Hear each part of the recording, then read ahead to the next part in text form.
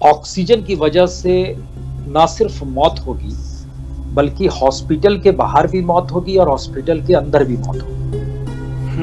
सड़क पर भी मौत होगी, पटरी पर भी मौत होगी, घरों में भी मौत होगी।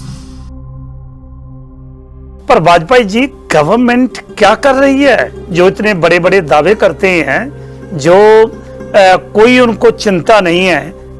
गवर्नमेंट क्या कर रही है? What are they thinking? कहां गया वो जो 200,000 करोड़ जो इन्होंने पीएम केयर फंड में संभाल के रखा हुआ था? Where is that money? और उस 3,500 करोड़ के मातहत जो वेंटिलेटर्स जो दिया गया कि वेंटिलेटर बन जाएगा, हमने उस पर भी रिपोर्ट हम लोगों ने निकाली और कहा गया था कि जो ऑक्सीजन प्लांट्स लगाए जाएंगे उसके लिए भी पैसा दिया जाएगा, लेकिन चीजें इंप्लीमेंट नहीं हो पाई। इसका मतलब यह है कि हमारे यहाँ का इंफ्रास्ट्रक्चर जो है इस दौर को संभाल नहीं पाया। उत्तर प्रदेश के 3 एमएलए उनकी डेथ हो गई क्योंकि अस्पताल नहीं मिला, ऑक्सीजन नहीं था। मध्य प्रदेश के एमएलए की डेथ हो गई क्योंकि वही स्थिति थी। तो चुने हुए नुमाइंदे और जो पार्लियामेंट्रीज हैं, अब पहली बार उन पर संकट आ रहा है, उनके परिवार के जो लोग हैं वो मर रहे हैं। लेकिन इसका एक दूसरा पक्ष भी है कि बाकी जगहों की खबरें उस रूप में नहीं आ पाती है जैसी दिल्ली में आती है, चूंकि पूरा मीडिया दिल्ली में मौजूद है। और सिलसिला मौतों का कुछ इस तरीके से है कि हर अस्पताल के परिसर में जो बाहर लोग बैठते हैं, जहां पर या लाइन लगाते हैं कि फिर अंदर जाके जांच कराएंगे, उस जगह पे भी दिल रखने की जगह नहीं है। और महत्वपूर्ण यह है कि ये सारी चीजें, वायरस है कोविड का, हर कोई जान रहा है, और हॉस्पिटल्स के बाहर लोगों की भीड़, अपने परिजनों की भीड़, उसको ऑक्सीजन देने की भीड़, यानी इसको ऐसे समझिए कि जो भी 5 स्टार्स हॉस्पिटल है उनकी एक टेक्नोलॉजी होती है कि यहाँ ऑक्सीजन जो है आईसीयू में जाएगा या बेड के साथ लगी हुई पाइप होती है, वो सारी चीजें ब्रेक करें और आपको अपना सिलेंडर लेके आना है जिसको हम जोड़ देंगे। तो आप सोचिए कि ऐसी स्थिति तो कल्पना के परे है। कल ही डाटा एक आया CMIE का, उसने बताया कि सिर्फ अप्रैल के महीने में 75 लाख जॉब्स गई है। 73,50,000 जॉब्स गई है सिर्फ अप्रैल के महीने। दिल्ली का एक डॉक्टर ने खुदकुशी कर ली है कहकर कि दरअसल मैं मरते हुए मरीजों को नहीं देख सकता हूं अपने अस्पताल में। हमें लगता है कि पहली बार इस देश को लेकर एक सवालिया निशान हर के जहन में है। इस देश में कोई वीआईपी नहीं बचा। तो ये जो सवाल हम लोग कर रहे हैं कि देश को कौन चला रहा है, ये सवाल शायद जो चलाने के लिए जिनको चुना भी गया था, मेरे ख्याल से उनके भीतर भी अब ये सवाल आ गया होगा कि वाकई ये देश को हमने चलाने की कोशिश कभी की ही नहीं। दिल्ली हाई कोर्ट कहती है ऑक्सीजन सिलेंडर किसी ने बीच में लूट लिया तो उसको फांसी पर चढ़ा दीजिए, क्योंकि जिस पीरियड में बंगाल में चुनाव हो रहे थे, हमने उस पीरियड का डाटा जब निकाला तो हम हैरत में आ गए, कैसे कोई प्रधानमंत्री दिल्ली से उड़कर बंगाल जाकर सभा करने। और हमने जब देखना शुरू किया कि पहली सभा 2 अप्रैल को, दूसरी सभा 3 अप्रैल को, तीसरी सभा 6 अप्रैल को, चौथी सभा 12 अप्रैल को, 5वीं सभा 17 अप्रैल को, छठी सभा 23 अप्रैल को। उसके बाद उन्होंने एलईडी पर, वो बोले कि अब मैं नहीं जाऊंगा, अब मैं एलईडी से संबोधित करूंगा, जो एलईडी स्क्रीन होती है वहां लगा दी जाएगी। इन तमाम दिनों को जब हमने देखना शुरू किया तो जानकर आपको हैरत होगी कि 2 अप्रैल से लेकर 23 अप्रैल आते आते इस देश के भीतर में कोविड संक्रमितों की संख्या जो थी वो 70,000 से बढ़ते 3 लाख।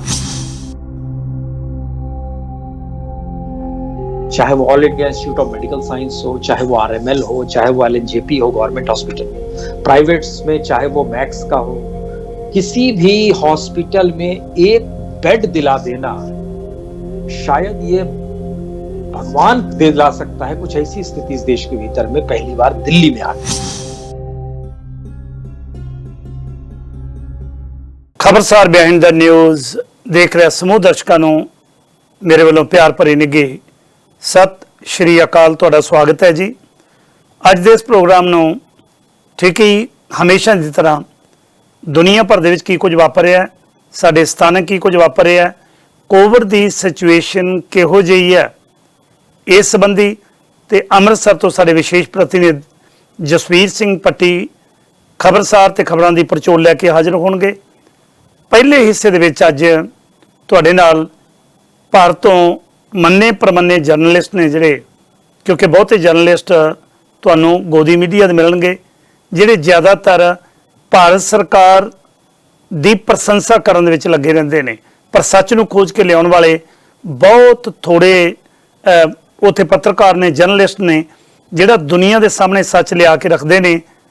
ਤੇ ਅੱਜ ਇਸੇ ਤਰ੍ਹਾਂ ਉਹਨਾਂ ਨਾਲ ਵਿਸ਼ੇਸ਼ ਗੱਲਬਾਤ ਹੋਏਗੀ। ਪਰੰਤੂ ਉਸ ਤੋਂ ਪਹਿਲਾਂ ਮੈਂ ਦੱਸ ਦਿਆਂ ਕਿ ਕੋਵਿਡ-19 ਦੇ ਜਿਹੜੇ ਕੇਸਿਸ ਨੇ ਉਹਨਾਂ ਬਾਰੇ ਥੋੜੀ ਜਿਹੀ ਜਿਵੇਂ ਹਮੇਸ਼ਾ ਜਾਣਕਾਰੀ ਦਿੰਦੇ ਆ। ਦੁਨੀਆ ਭਰ ਦੇ ਵਿੱਚ ਕੱਲ 7,76,000 ਨਵੇਂ ਕੇਸ ਆਏ ਨੇ। 7,76,000 ਦੇ ਵਿੱਚੋਂ ਤਕਰੀਬਨ ਇਹ 222 ਮੁਲਕਾਂ ਦੇ ਅੰਕੜੇ ਨੇ ਤੇ 222 ਮੁਲਕਾਂ ਦੇ ਵਿੱਚੋਂ ਜੇ ਗੱਲ ਕਰੀਏ ਇਕੱਲੇ ਭਾਰਤ ਦੀ ਜਿਹੜੇ ਰਿਪੋਰਟ ਕੀਤੇ ਗਏ ਕੇਸ ਨੇ, ਕਿਉਂਕਿ ਉੱਥੇ ਰਿਪੋਰਟਾਂ ਗਲਤ ਬਹੁਤ ਬਣ ਰਹੀਆਂ ਨੇ, ਰਿਪੋਰਟ ਕੀਤੇ ਹੋਏ ਜਿਹੜੇ ਕੇਸ ਨੇ ਭਾਰਤ ਦੇ ਵਿੱਚ 3,83,000 ਕੇਸ ਨੇ ਜਿਹੜੇ ਰਿਪੋਰਟ ਹੋਏ ਨੇ। ਯਾਨੀ ਕਿ 50% ਦੁਨੀਆ ਦੇ ਕੇਸਾਂ ਦੇ ਵਿੱਚੋਂ ਇਕੱਲੇ ਭਾਰਤ ਦੇ ਕੇਸ ਨੇ 222 ਮੁਲਕਾਂ ਦੇ ਬਰਾਬਰ। ਜੇ ਗੱਲ ਕਰੀਏ ਆਪਾਂ ਮੌਤਾਂ ਦੀ, ਤਕਰੀਬਨ ਦੁਨੀਆ ਭਰ ਦੇ ਵਿੱਚ 13,667 ਮੌਤਾਂ ਹੋਈਆਂ ਨੇ ਤੇ ਇਕੱਲੇ ਭਾਰਤ ਦੇ ਵਿੱਚ 3800 ਦੇ ਲਾਗੇ ਤਾਗੇ ਮੌਤਾਂ ਇਕੱਲੇ ਭਾਰਤ ਦੇ ਵਿੱਚ ਹੋਈਆਂ ਨੇ। ਗੱਲ ਕਰੀਏ ਆਪਾਂ ਕੈਨੇਡਾ ਦੀ, ਕੈਨੇਡਾ ਦੇ ਵਿੱਚ ਕੁੱਲ 6,694 ਕੇਸ ਆਏ ਨੇ ਜਿਹਦੇ ਚੋਂ ਕੁੱਲ 54 ਮੌਤਾਂ ਹੋਈਆਂ ਨੇ। ਬ੍ਰਿਟਿਸ਼ ਕੋਲੰਬੀਆ ਸਾਡੇ ਆਪਣੇ ਸੂਬੇ ਦੇ ਵਿੱਚ 697 ਕੇਸ ਆਏ ਨੇ ਤੇ ਇੱਕ ਮੌਤ ਇਹਦੇ ਨਾਲ ਹੋਈ ਹੈ। ਪੰਜਾਬ ਦੀ ਗੱਲਬਾਤ ਕਰੀਏ ਤੇ ਪੰਜਾਬ ਦੇ ਵਿੱਚ ਤਕਰੀਬਨ 7,601 ਨਵੇਂ ਕੇਸ ਆਏ ਨੇ, 157 ਮੌਤਾਂ ਰਿਪੋਰਟ ਕੀਤੀਆਂ ਗਈਆਂ ਨੇ। ਪਰੰਤੂ ਇਹਦੇ ਉਲਟ ਗੱਲਬਾਤ ਕਰੀਏ ਤੇ 156 ਸਿਰਫ ਰਿਪੋਰਟ ਕੀਤੀਆਂ ਗਈਆਂ ਨੇ। ਜੇ ਮੈਂ ਰਜਿੰਦਰਾ ਹਸਪਤਾਲ ਪਟਿਆਲਾ ਦੀ ਗੱਲਬਾਤ ਕਰਾਂ ਤੇ ਉਹਦੀ ਜਾਣਕਾਰੀ ਤੁਹਾਨੂੰ ਆਏ ਮਹਿਮਾਨ ਦੇ ਨਾਲ ਪਹਿਲਾਂ ਕਰਾਉਣ ਤੋਂ ਬਾਅਦ ਫਿਰ ਤੁਹਾਡੇ ਨਾਲ ਹੋਰ ਜਿਹੜੀਆਂ ਖਬਰਾਂ ਨੇ ਸਥਾਨਕ ਉਹ ਵੀ ਸਾਂਝੀਆਂ ਕਰਾਂਗੇ। ਪਰ ਆਓ ਸਭ ਤੋਂ ਪਹਿਲਾਂ ਤੁਹਾਨੂੰ ਲੈ ਕੇ ਚੱਲਦੇ ਹਾਂ ਦਿੱਲੀ, ਜਿੱਥੇ ਬਹੁਤ ਹੀ ਸਤਿਕਾਰਯੋਗ ਮੀਡੀਆ ਦੀ ਸ਼ਖਸੀਅਤ ਪੁੰਨਿਆ ਪ੍ਰਸੰਨ ਵਾਜਪਾਈ, ਉਹਨਾਂ ਨਾਲ ਗੱਲਬਾਤ ਕਰਦੇ ਹਾਂ। वाजपेयी जी नमस्कार, सत श्री अकाल, स्वागत है आपका। जी जी नमस्कार नमस्कार। क्या स्थिति चल रही है भारत की? जैसे हम दुनिया भर में अखबार पढ़ते हैं, मीडिया में रिपोर्ट देखते हैं, एक बार उदासी छा जाती है क्योंकि जो रिपोर्ट्स कोरोना वायरस की वर्ल्डोमीटर में आ रही हैं, 222 कंट्रीज जितने केस पूरे 222 मुल्कों में आ रहे हैं, मोर देन 50% ओनली इंडिया में आ रहे हैं। सबसे पहले मैं जानना चाहता हूं क्या स्थिति है उस मुल्क की? स्थिति नाजुक है और पिछले एक हफ्ते से अगर एवरेज आप देखेंगे तो ये सही है कि लगभग 3,80,000 एक एवरेज है जो सिम्टम्स नजर आ रहे हैं। मरने वालों की तादाद भी बढ़ गई है, लेकिन सबसे बड़ी मुश्किल दिल्ली को लेकर है, जो स्टेट कैपिटल है, सोचिए देश की राजधानी है।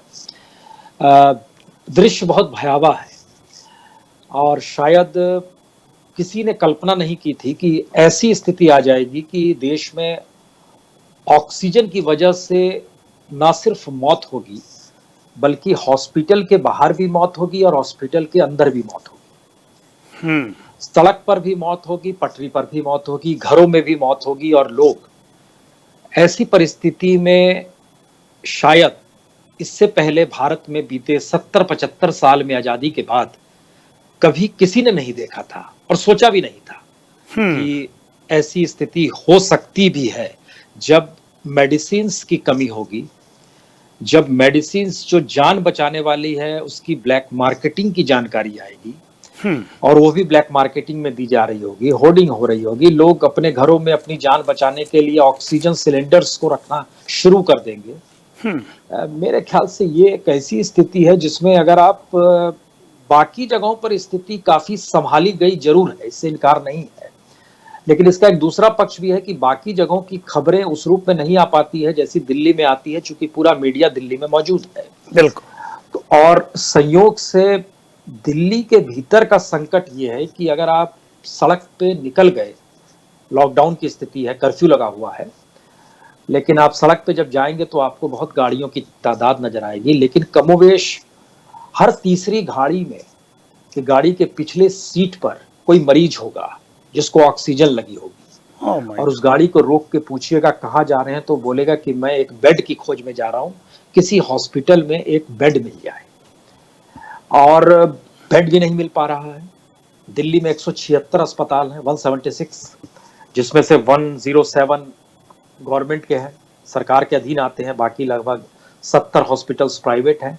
लेकिन आज की तारीख में जब हम आपसे बात कर रहे हैं, चाहे वो all India institute of medical science हो, चाहे वो RML हो, चाहे वो LNJP हो गवर्नमेंट हॉस्पिटल में, प्राइवेट्स में चाहे वो मैक्स का हो, किसी भी हॉस्पिटल में एक बेड दिला देना शायद ये भगवान दिला सकता है। कुछ ऐसी स्थिति इस देश के भीतर में पहली बार दिल्ली में आ गई है। Oh my. और सिलसिला मौतों का कुछ इस तरीके से है कि हर अस्पताल के परिसर में जो बाहर लोग बैठते हैं जहां पर, या लाइन लगाते हैं कि फिर अंदर जाके जांच कराएंगे, उस जगह पे भी तिल रखने की जगह नहीं है। और महत्वपूर्ण यह है कि ये सारी चीजें, वायरस है कोविड का, हर कोई जान रहा है, और हॉस्पिटल्स के बाहर लोगों की भीड़, अपने परिजनों की भीड़, उसको ऑक्सीजन देने की भीड़, यानी इसको ऐसे समझिए कि जो भी 5 स्टार्स हॉस्पिटल है उनकी एक टेक्नोलॉजी होती है कि यहाँ ऑक्सीजन जो है ICU में जाएगा या बेड के साथ लगी हुई पाइप होती है, वो सारी चीजें ब्रेक कर गई और आपको अपना सिलेंडर लेके आना है जिसको हम जोड़ देंगे। तो आप सोचिए कि ऐसी स्थिति तो कल्पना के परे है, और लेकिन सब चीज हो रहा है। और देश की स्थिति जो इतनी नाजुक होने की वजह, जब आप निकलते हैं तो आप अस्पताल में देखेंगे या शमशान में देखेंगे, तमाम जगहों पे आपको सिर्फ लोग ही नजर आएंगे, हर जगह कतार लगी हुई है। और स्थिति इस देश की इकोनॉमिकली पहले भी गड़बड़ हो चली थी, कोविड से पहले भी डिरेल्ड हो चुकी थी, इस पीरियड में और ज्यादा डिरेल्ड हुई है, लोगों की नौकरियां गई है। कल ही डाटा एक आया CMIE का, उसने बताया कि सिर्फ अप्रैल के महीने में 75 लाख जॉब्स गई है, 73,50,000 जॉब्स गई है सिर्फ अप्रैल के महीने में।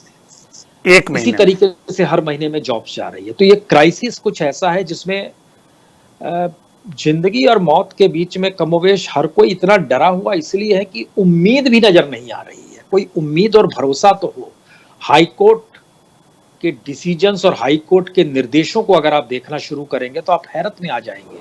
वो कहता है कि अगर oxygen cylinder, Delhi high court कहती है ऑक्सीजन सिलेंडर किसी ने बीच में लूट लिया तो उसको फांसी पर चढ़ा दीजिए। Oh my God. Allahabad high court कहता है कि ऑक्सीजन नहीं दे पाने की वजह से मौत हो रही है तो ये नरसंहार है, जेनोसाइड है ये। और तमाम हाई कोर्ट्स के जो भी फैसले जिस भी रूप में आ रहे हैं वह इतने हार्ड हिटिंग है कि अगर उनको इंप्लीमेंट कर दिया जाए तो सबसे बड़ा सवाल एक ही उभर कर आएगा, ये देश चला कौन रहा है? दैट इज अ क्वेश्चन जी। ये सबसे बड़ा सवाल है शायद। पर वाजपेयी जी, गवर्नमेंट क्या कर रही है जो इतने बड़े बड़े दावे करते हैं, जो कोई उनको चिंता नहीं है? गवर्नमेंट क्या कर रही है? What are they thinking? कहाँ गया वो जो 200,000 करोड़ जो इन्होंने PM केयर फंड में संभाल के रखा हुआ था? Where is that money? नहीं, वो भी ठीक है, 2000 करोड़ नहीं था, वो लगभग 3,500 करोड़ था। और उस 3,500 करोड़ के मातहत जो वेंटिलेटर्स जो दिया गया कि वेंटिलेटर बन जाएगा, हमने उस पर भी रिपोर्ट हम लोगों ने निकाली और कहा गया था कि जो ऑक्सीजन प्लांट्स लगाए जाएंगे उसके लिए भी पैसा दिया जाएगा, लेकिन चीजें इंप्लीमेंट नहीं हो पाई।